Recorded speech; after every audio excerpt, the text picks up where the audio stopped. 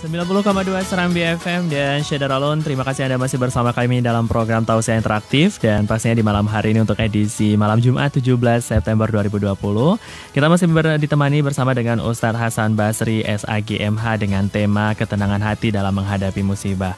Dan pastinya sudah ada beberapa pertanyaan yang masuk dan juga melalui via streaming kita di Radio Serambi FM Banda Aceh, pastinya di layanan Facebook.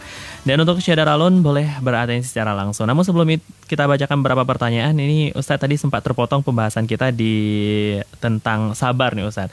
Salah satu tips untuk menghadapi musibah adalah sabar. Kemudian Ustadz. Ya. Jadi Allah menjelaskan wabasyiris sabirin. Sampaikanlah berita ini kepada orang-orang yang bersabar. Nah, kemudian dalam sebuah riwayat Rasulullah SAW pernah meriwayatkan, yaitu di mana terjadinya suatu musibah terhadap sahabatnya, di mana dalam hadis ini yang diuraikan oleh Muslim itu dikatakan disabdakan oleh Rasulullah SAW, ma min ibadi yusibuhu musibatun fayaqulu inna lillahi wa inna ilaihi raji'un. Ini dia. Kemudian Rasul melanjutkan, Allahumma ajirni fi musibati wa akhlif li khairan minha illa ajaruhullah fi musibati wa akhlafa lahu khairan minha. Apa solusi yang diberikan oleh Rasulullah SAW di saat kita ditimpa oleh musibah? Itu Rasulullah menyampaikan kepada sahabatnya, demikian juga kepada kita sekarang, itu tidak ada seorang hamba yang mendapatkan musibah. Ma min ibadi musibah yusibuhu musibatun. Nah, tidak ada seorang hamba apabila ditimpa musibah, fayaqulu, maka dia hendaklah mengatakan, dia mengucapkan inna lillahi wa inna ilaihi raji'un. Sesungguhnya aku ini ataupun kami ini adalah miliknya Allah dan kepadanya Allah kami kembali. Nah, terhadap ayat di atas tadi misalnya, ketakutan jiwa kita, ketakutan pikiran kita, ketakutan kelaparan, ketakutan kekurangan daripada harta ataupun jiwa dan samarat itu semuanya adalah miliknya Allah. Maka kita harus mengembalikannya kepada Allah Subhanahu wa taala. Maka Rasul mengajarkanlah doa ini kepada sahabatnya. Kita ditimpa musibah, itu kita membacakan Allahumma ajirni fi musibati. Ya Allah, berikanlah aku pahala fi musibah, pada masalah musibahku, dan wa akhlif li khairan minha, dan gantikanlah kebaikan bagiku, illa ajruha, itu dengan yang lebih baik, dengan pahalanya yang lebih baik daripadanya, fi musibatin wa akhlafahu khairan minha, melainkan Allah memberikan pahala atas musibahnya dan menggantikannya dengan yang lebih baik daripadaku. Ini yang harus kita yang harus ada di dalam jiwa kita, di dalam diri kita masing-masing, bahwa di saat kita ditimpa musibah, bagaimana kita untuk bisa mensikapi musibah itu, bahwa musibah itu kita mendoakan pada Allah bahwa dengan musibah itu Allah menggantikan kebaikan yang baik daripada musibah itu. Nah, ini dia. Maka dalam hal ini, apapun yang terjadi di dalam kehidupan kita itu tidak terlepas daripada ketentuan Allah Subhanahu wa taala. Jadi inna lillahi wa inna ilaihi raji'un itu adalah sebagai perjalanan akhir perjalanan akhir pemikiran kita untuk menghadapi suatu musibah, yang mana bahwa musibah itu tidak terlepas daripada ketentuan-ketentuan Allah Subhanahu wa taala terhadap diri kita. Ke dalam hal ini, Syederalun yang berbahagia, di dalam kita menghadapi musibah Covid ini juga kita tidak boleh lepas iman kita dari dalam konteks Islam, yaitu meyakini bahwa semua kejadian, baik itu suatu kejadian yang baik, baik itu suatu kejadian yang tidak baik, ataupun yang buruk, itu tidak terlepas yang menentukan. Inilah konsekuensi yang terakhir dalam akidah Islam. Dalam hal ini, untuk mensikapi suatu musibah itu sangat tergantung kepada tingkatan keimanan kita manusia masing-masing. Makanya oleh para ulama itu membagikan musibah itu ada 3 tahap, ada 3 perspektif ataupun ada 3 tingkatan bentuk-bentuk musibah itu. Ada kalanya musibah itu sifatnya ibtidal, yaitu ini musibah yang diberikan kepada orang-orang yang saleh, orang-orang yang taat, memang orang-orang yang memang mendekatkan diri pada Allah. Ini disebut dengan musibah ibtidal. Nah, di mana kalau orang yang saleh itu dengan musibah itu dia bertambah.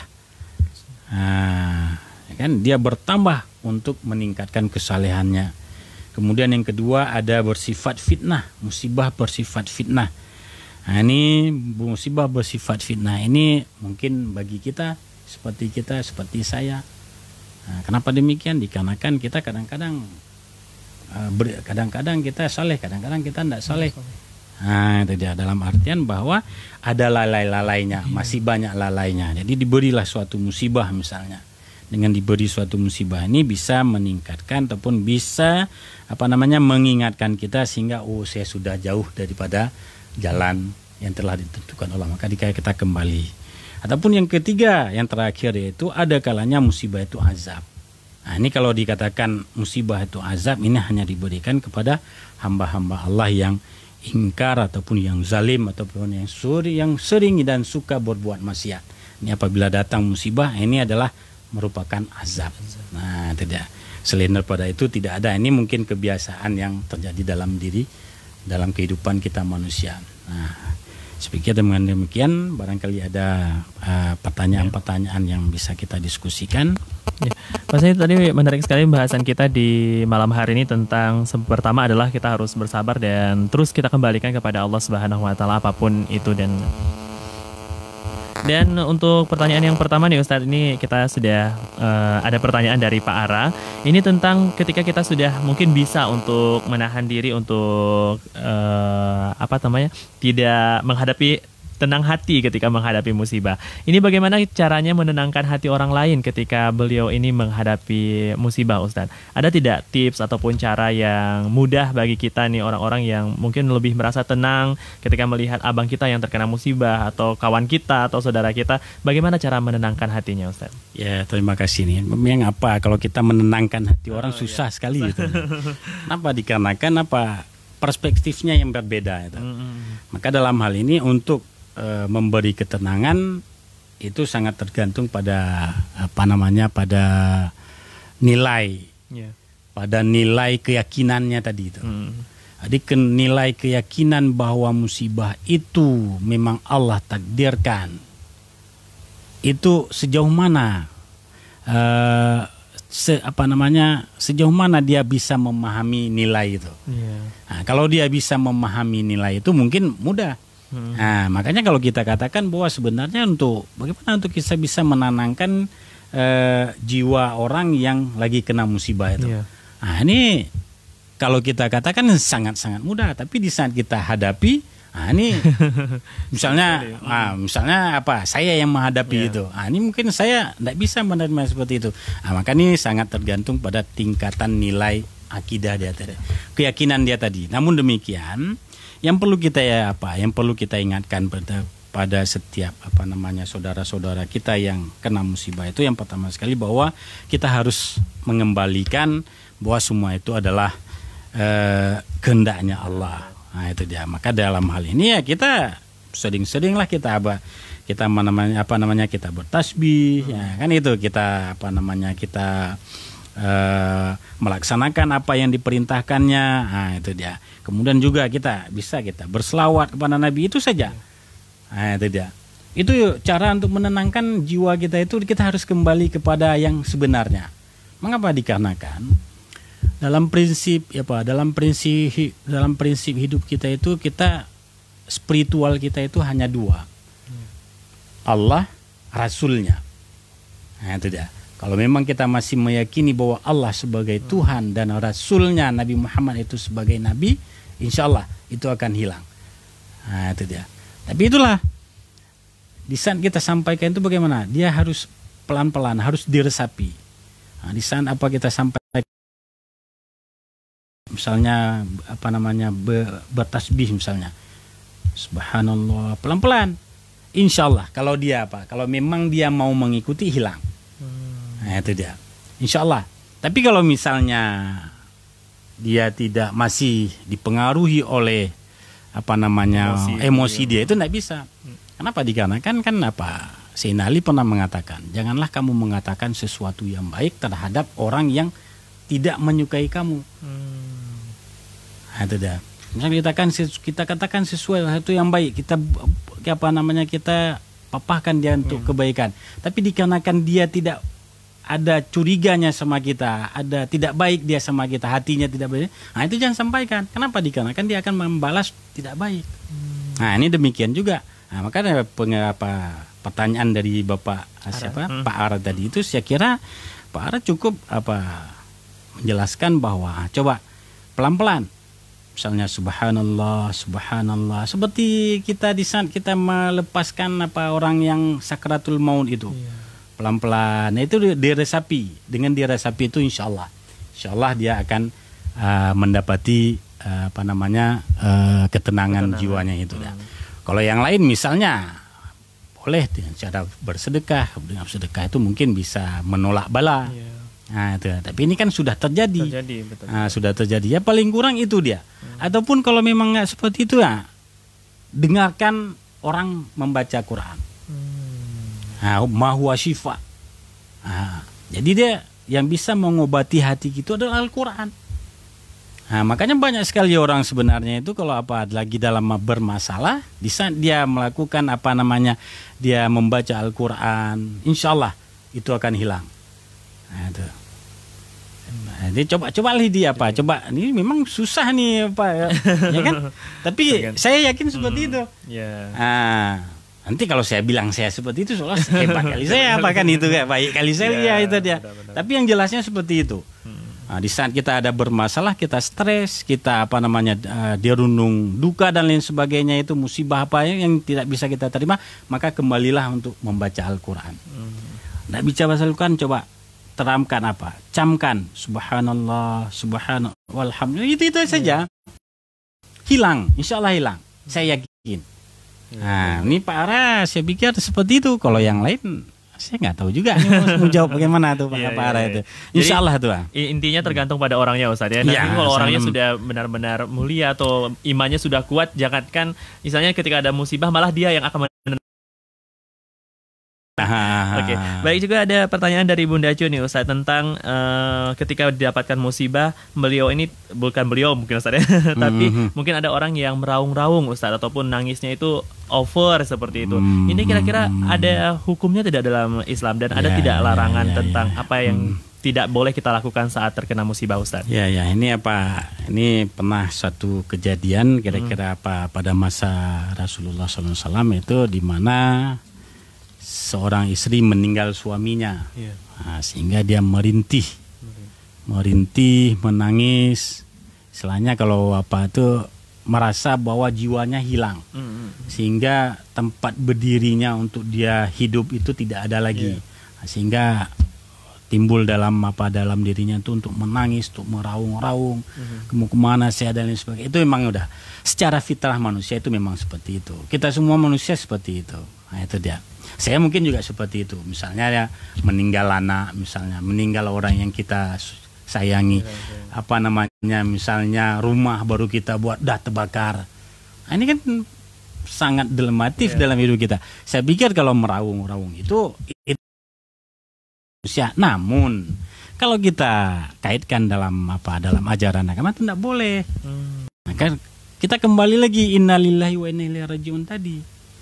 Nah, itu dia. Semua yang ada di sini kan cuman amanah. Kita menjalankan ini adalah sebagai amanah daripada Allah titipkan pada kita. Nah, di saat Allah mengambilnya, ini kita harus rela. Sedapat mungkin kita harus rela. Nah, itu dia. Nggak boleh. Yang jelasnya dalam agama secara normatifnya, secara nilai agamanya nggak boleh merintih. Nah, itu dia. Kalau merintih juga, makanya oleh para ulama itu kalau kita lihat di dalam fikih-fikih itu dikatakan merintih boleh sedikit, jangan mengundang misalnya di situ lagi ada orang yang rame-rame dengan kita histeris, orang terkejut melihat kita. Ini kalau seperti ini udah nggak boleh. Tapi kalau misalnya nangis, sedih, gitu, itu mungkin tidak jadi masalah. Kenapa? Kita pahami secara fitrah kita manusia. Yang baiknya bagaimana? Yang baiknya jangan sampai menangis. Cukup kita pendamkan dalam hati. Air matanya terus keluar, tapi hatinya terus menangis, tapi tidak terdengar suara sedikit. Kenapa? Dikarenakan kalau tidak silap saya itu di dalam hadis itu dikatakan rintihan, misalnya meninggal suami, rintihan tangisan si istri ataupun anak ataupun ahli keluarganya itu bisa menyakiti si suami mayat itu kalau yang saya pahami seperti itu. Mungkin di dalam fikih ada dikatakan sebenarnya kan. Ini makanya tidak boleh merintih, tidak boleh keluar suara yang yang bersifatnya rintihan. Seperti kalau dulu waktu kecil-kecil saya itu dikatakan lagi burung 7 kli. Burung 7 kli itu kalau malam-malam Jumat itu kalau kita pergi di sudut-sudut kampung tuh yang agak gelap, nasinya itu dia. Jangan sampai keluar suara seperti itu. Kalau udah keluar suara seperti itu tidak nggak boleh. Jadi maka dalam hal ini ibu yang bertanya itu ya menangis tidak boleh keluar suara. Misalnya keluar satu ya udah satu aja, gitu aja kan itu. Kira-kira seperti itu ya. Intinya jangan keluar dari fitrahnya, Ustaz. Jika kita jaga juga, maksudnya jaga hati orang lain, jaga juga mayat itu gitu ya. Oke, kita akan menarik sekali pembahasan kita di malam hari ini, Syekh Daralun, tentang bagaimana ketenangan hati dalam menghadapi musibah bersama dengan Ustaz Hasan Basri SAG MH. Dan pastinya kita akan segera kembali di ruang dengar Anda. Jangan kemana-mana, tetap stay terus bersama kami di 90,2 Serambi FM. Laguna Beritana.